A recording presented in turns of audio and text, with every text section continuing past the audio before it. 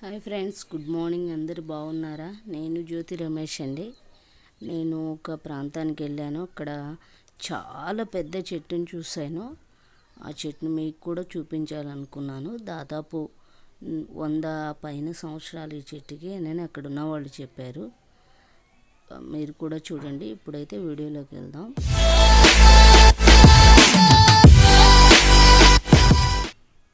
ఎంత పెద్ద చెట్టో చూడండి.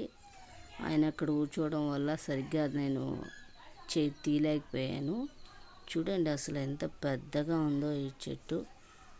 ఈ వీధంతా విస్తరించినంత ఉందండి ఈ చెట్టు. ఇది బ్యాక్ సైడ్, ఇందాక చూసింది ఫ్రంట్, ఇదైతే బ్యాక్. చూడండి దగ్గర నుంచి చూపిస్తాను. చాలా పెద్ద చెట్టు అండి.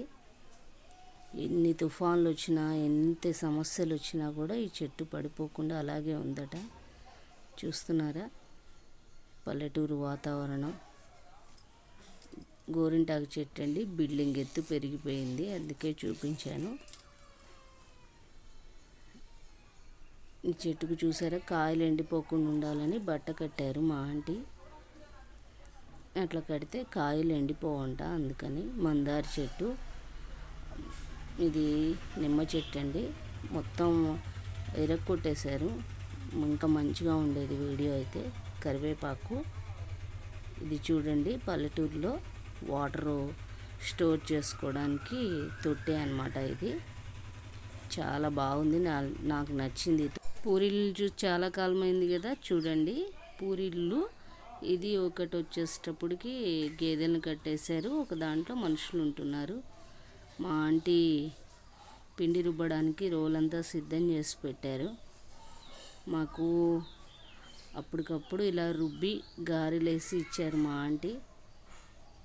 చాలా ఫాస్ట్గా, చాలా వేగంగా తయారు చేసి గారెలేసి పెట్టారండి.